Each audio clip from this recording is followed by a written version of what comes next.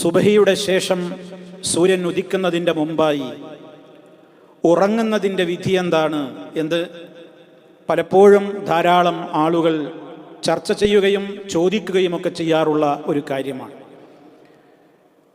മൊത്തത്തിൽ അതിൻ്റെ ഒറ്റവാക്കിൽ അതിൻ്റെ വിധി പറയുകയാണെങ്കിൽ അനുവദനീയമായ ഒരു കാര്യമാണ്, ഹറാമല്ല, എന്നാൽ അത് കറാഹത്താണ് എന്നുള്ളതൊക്കെയാണ് ആ വിഷയത്തിൽ എന്ന് നമുക്ക് ഗ്രഹിച്ചെടുക്കുവാൻ സാധിക്കുന്നത്. മഹാനായ നബി സല്ലല്ലാഹു അലൈഹി വസല്ലമയുടെ പതിവ്, അവിടുന്ന് സുബഹി നമസ്കാരം കഴിഞ്ഞാൽ അവിടുന്ന് ഉറങ്ങാറില്ല.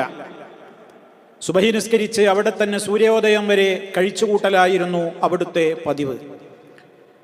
മഹാനായ സമ്മാക്ക് ബിൻ ഹർബ് റളിയല്ലാഹു തആല അൻഹു ഒരിക്കൽ സഹാബിയായ ജാബിർ ബിൻ സമുറത്ത് റളിയല്ലാഹു അൻഹുവിനോട് ചോദിക്കുകയാണ്, അള്ളാഹുവിൻ്റെ റസൂലിൻ്റെ കൂടെ കുറേ കാലം സഹവസിക്കുകയും വേദി പങ്കിടുകയും കൂടെ ഇരിക്കുകയും ഒക്കെ ചെയ്ത വ്യക്തിത്വമാണല്ലോ അങ്ങുന്ന്. അദ്ദേഹം പറഞ്ഞു, അതെ, ധാരാളമായി പ്രവാചകന്റെ കൂടെ ഞാൻ ഉണ്ടായിട്ടുണ്ട്. എന്നിട്ട് അദ്ദേഹം പറയുകയാണ്, കാന ലാ യഖൂമു മിൻ മുസല്ലാഹു അല്ലദീ യുസല്ലി ഫീഹി സുബ്ഹ്, സുബഹി നമസ്കരിച്ച ആ സ്ഥലത്ത് നിന്ന്, ആ മുസല്ലയിൽ നിന്ന് അവിടുന്ന് എഴുന്നേൽക്കാറ് പതിവില്ലായിരുന്നു. ഹത്താ തത്ലുഅ അശംസ്, സൂര്യോദയം വരെ. സൂര്യോദയമൊക്കെ നടന്നതിൻ്റെ ശേഷമാണ് അവിടുന്ന് എഴുന്നേൽക്കാറുണ്ടായിരുന്നത് എന്ന്. ഇത് ധാരാളം സഹാബിമാര് ഈ കാര്യം റിപ്പോർട്ട് ചെയ്യുന്നു. നബി സല്ലല്ലാഹു അലൈഹി വസല്ലമിന്റെ പതിവ് അതായിരുന്നു എന്ന്. അപ്പോൾ നബി സല്ലല്ലാഹു അലൈഹി വസല്ലമ അങ്ങനെ സുബഹിക്ക് ശേഷം സൂര്യൻ ഉദിക്കുന്നത് വരെയും അവിടുന്ന് ആ ഇരിപ്പിൽ തന്നെയാണ്, ദിക്റുകളിലും ദുആകളിലുമൊക്കെയായി. അതാണ് അതിൻ്റെ രീതി. മാത്രമല്ല നബി സല്ലല്ലാഹു അലൈഹി വസല്ലം പറഞ്ഞത്, അവിടുന്ന് പ്രാർത്ഥിച്ചിട്ടുണ്ട്, അല്ലാഹുമ്മ ബാരിക് ലി ഉമ്മത്തി ഫീ ബുകൂരിഹാ, അല്ലാഹുവേ എൻ്റെ സമുദായത്തിൻ്റെ പ്രഭാതത്തിൽ നീ അവർക്ക് ബർക്കത്ത് ചൊരിയണേ. അവ നമ്മുടെ ആരോഗ്യത്തിലെ ബറക്കത്ത്, സമയത്തിൻ്റെ ബറക്കത്ത്, അതുപോലെ തന്നെ റിസ്ഖിലെ ബറക്കത്ത്, എല്ലാ അർത്ഥത്തിലും നമുക്ക് സമൃദ്ധി കിട്ടുന്ന നേരം വാസ്തവത്തിൽ ആ പ്രഭാത സമയമാണ് എന്നാണ്. സഹാബിമാരിൽ പലരും അങ്ങനെ തന്നെയാണ് മനസ്സിലാക്കിയിട്ടുള്ളതും.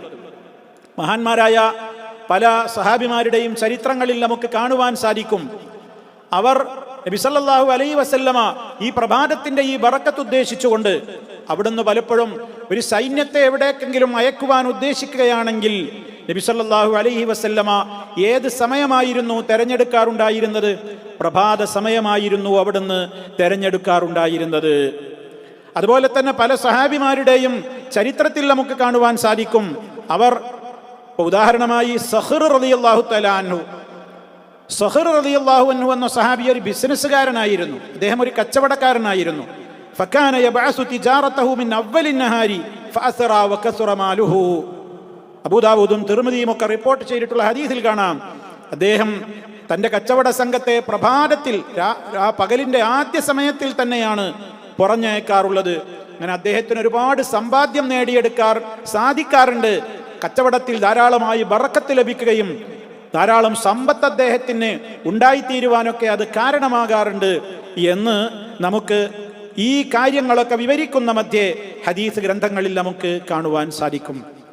അപ്പം അതുകൊണ്ട് തന്നെ ആ ഒരു സമയം ഏറ്റവും ബറക്കത്തുള്ള ഒരു സമയമായിട്ടാണ് സഹാബിമാരൊക്കെയും കണ്ടിട്ടുണ്ടായിരുന്നത്. പിന്നെ എങ്ങനെയാ അപ്പോൾ ഉറങ്ങുക? ഉദാഹരണമായി നിങ്ങൾ നോക്കൂ, ഇമാം മുസ്ലിം റിപ്പോർട്ട് ചെയ്തിട്ടുള്ള ഒരു ഹദീസിൽ കാണാം, അബൂ വാഇൽ റളിയല്ലാഹു തആല അൻഹു ഒരിക്കൽ അദ്ദേഹം പറയാണ്, ഞാൻ സഹാബിയായ അബ്ദുല്ലാഹി ഇബ്നു മസ്ഊദ് റളിയല്ലാഹു അൻഹുവിന്റെ അരികിലേക്ക് ഒരു പ്രഭാതത്തിൽ സുബഹി നിസ്കാര ശേഷം ചെന്നു. അദ്ദേഹത്തിന്റെ താമസ സ്ഥലത്തേക്ക് ചെന്നു. അപ്പൊ താമസ സ്ഥലത്തെത്തി വാതിലിന്റെ അരികിൽ നിന്ന് സലാം പറഞ്ഞപ്പോൾ കയറിക്കോളാൻ വേണ്ടി അകത്ത് നിന്ന് അനുവാദമുണ്ടായി. പക്ഷെ ഞാൻ അങ്ങനെ കയറിയില്ല. കുറച്ചു നേരം ഇങ്ങനെ വാതിൽക്കൽ തന്നെ ഞാൻ തങ്ങി നിന്നു, അകത്തോട്ട് കയറിയില്ല. അപ്പോഴാണ് വീടിൻ്റെ അകത്ത് നിന്ന് ഒരു വേലക്കാരിയായ പെണ്ണ് പുറമേക്ക് വന്നുകൊണ്ട് എന്നോട് ചോദിക്കുന്നു, അല്ല, എന്താ നിങ്ങൾ പ്രവേശിക്കാത്തത് എന്താണ്? അങ്ങനെ സഹാബി അബ്ദുല്ലാഹി ഇബ്നു മസ്ഊദ് റളിയല്ലാഹു അൻഹുവും വേറെ ആൾക്കാരുണ്ട്. അപ്പോൾ എന്താ നിങ്ങൾ അങ്ങോട്ട് കടക്കാത്തത് എന്ന് ഈ പെണ്ണ് വന്ന് ചോദിക്കുകയാണ്. അപ്പോൾ ഞങ്ങൾ അങ്ങോട്ട് പ്രവേശിച്ചു. വീട്ടിൻ്റെ അകത്ത് കയറിയപ്പോൾ മഹാനായ സഹാബി അബ്ദുല്ലാഹി ഇബ്നു മസ്ഊദ് ഫഹിദാ ഹുവ ജാലിസുൻ യുസബ്ബിഹു, അദ്ദേഹം തസ്ബീഹിലും ദിക്റിലും ഒക്കെ ആയിട്ട് കഴിച്ചു കൂട്ടുകയാണ്. അപ്പോൾ ഈ പോയ സഹാബിയായ അബൂ വായിൽ റളിയല്ലാഹു തആല അൻഹു അദ്ദേഹം പറയുകയാണ്, അദ്ദേഹത്തോട് ചോദിച്ചു, ആര്? സഹാബി ഇപ്രകാരം ഇങ്ങോട്ട് ചോദിക്കുകയാണ്, ഇരുന്ന് തസ്ബീഹൊക്കെ ചൊല്ലുകയാണല്ലോ അബ്ദുല്ലാഹിബിൻ മസ്ഊദ് റളിയല്ലാഹു അൻഹു. അദ്ദേഹം ചോദിച്ചു, എന്താ നിങ്ങൾക്ക് അനുവാദം കിട്ടിയിട്ട് നിങ്ങൾ വീട്ടിൽ കയറാനൊന്ന് തങ്ങി നിന്നതെന്താ? എന്തേ നിങ്ങൾ വീട്ടിലേക്ക് പ്രവേശിക്കാഞ്ഞത്? അപ്പൊ ഈ ചെന്ന വ്യക്തിത്വം പറഞ്ഞു, ഞങ്ങൾ വിചാരിച്ചു വീട്ടിലുള്ള ആളുകളൊക്കെ ഉറങ്ങായിരിക്കൂലേ, അഹ്ലുൽ ബൈത്ത് വീട്ടിലുള്ള ചില ആളുകളെങ്കിലും ഈ സമയത്ത് ഉറക്കത്തിലായിരിക്കുമോ എന്ന് ഭയപ്പെട്ടത് കൊണ്ടാണ് അങ്ങോട്ട് കയറാനൊന്നും മടിച്ചു നിന്നത്. ഉടനെ അബ്ദുല്ലാഹിബ്നു മസ്ഊദ് റളിയല്ലാഹു അൻഹുവിന്റെ ചോദ്യം നോക്കൂ, നിങ്ങൾ തിരിച്ചു ചോദിച്ചതെന്താ?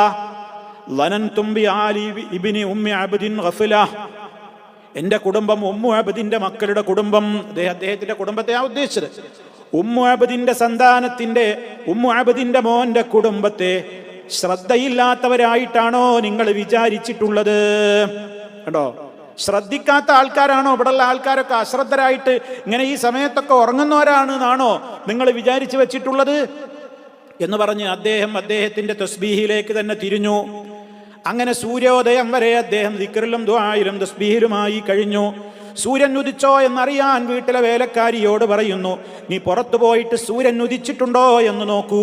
വേലക്കാരി പുറത്തു പോയി നോക്കിയപ്പോൾ സൂര്യോദയം നടന്നിട്ടില്ല. അവർ വന്നിട്ട് പറഞ്ഞു, സൂര്യൻ ഉദിച്ചിട്ടില്ല. അപ്പോഴും അവർ വീണ്ടും തസ്ബീഹിൽ മുഴുകുകയാണ്. അങ്ങനെ സൂര്യോദയം ഉറപ്പായി എന്ന് ഭൃത്യ വന്ന് പറഞ്ഞപ്പോൾ അവരതാ ആ സമയത്ത് അല്ലാഹുവിനോട് പറയുന്നു, അൽഹംദുലില്ലാഹ് അല്ലദീ യഖാലനാ യൗമനാ ഹാദാ വലം യുഹ്ലികനാ ബിദുനൂബിനാ. സഹാബി പറയാണ്, ഇന്നത്തെ ദിവസം നമ്മൾക്ക് അല്ലാഹു തആല മാപ്പും അതുപോലെ തന്നെ പാപമോചനവും ഒക്കെ നൽകിയ ഈ ദിനം അല്ലാഹുവിന് സർവസ്തുതികളും. നമ്മുടേതായ ജീവിതത്തിൽ വന്നുപോയിട്ടുള്ള പാപങ്ങൾ കാരണത്താൽ അവൻ നമ്മളെ നശിപ്പിച്ചിട്ടൊന്നുമില്ലല്ലോ എന്നിങ്ങനെയുള്ള കാര്യം പറഞ്ഞുകൊണ്ട് അദ്ദേഹം അല്ലാഹുവിനെ സ്തുതിക്കുകയാണ് എന്ന്. സഹോദരങ്ങളെ, ഇത് വളരെ കൃത്യമായി ഒരു അസർ, സഹാബിയിൽ നിന്ന് വന്നിട്ടുള്ള ഈ ഒരു സംഭവം നമുക്ക് വളരെ കൃത്യമായി പഠിപ്പിച്ചു തരുന്നൊരു യാഥാർത്ഥ്യം എന്താണ്?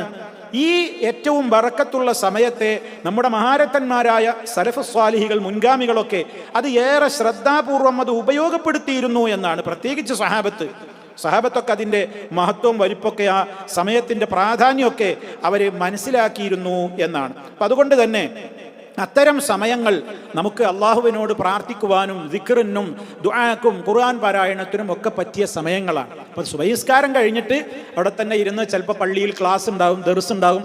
ആ ദർസ് ചിലപ്പോൾ കുറേ സമയം നീണ്ടു നിൽക്കും. അവിടെ ഇരുന്നാൽ അതൊരു ദിക്റിൻ്റെ മജ്ലിസാണ്. അതുപോലെ തന്നെ ഇനി അതല്ല, നമ്മൾ സ്വയമാണോ ഖുർആൻ ഓതുക, ദിക്റുകൾ ചൊല്ലുക, സ്വലാത്ത് ചൊല്ലുക, അള്ളാഹുവിനോട് പ്രാർത്ഥിക്കുക.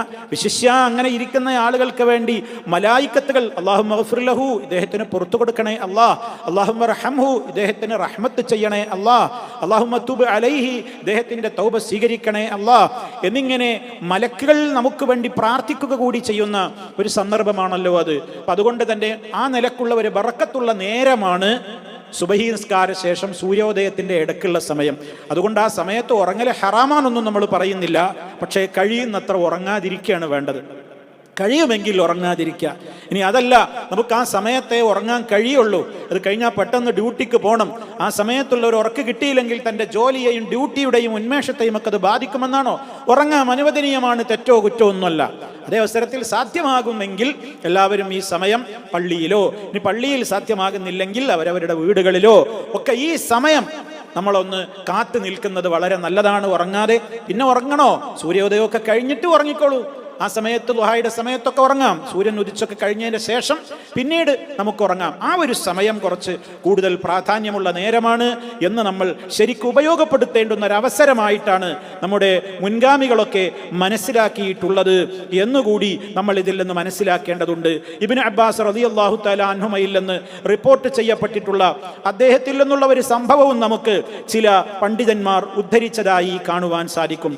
അദ്ദേഹത്തിന്റെ ഒരു മോന് ഈ നേരത്തെ കിടങ്ങുന്നുറങ്ങുന്ന കാഴ്ച കണ്ടപ്പോൾ അദ്ദേഹം പറയുകയാണ്, മോനെ വിളിച്ചുണർത്തിയിട്ട് പറയാണ്, ഖും, മോനെ എഴുന്നേൽക്ക്, അത്തനാമു ഫിസ്സാഅത്തില്ലത്തി തുഖസ്സമു ഫീഹിൽ അർസാഖ്.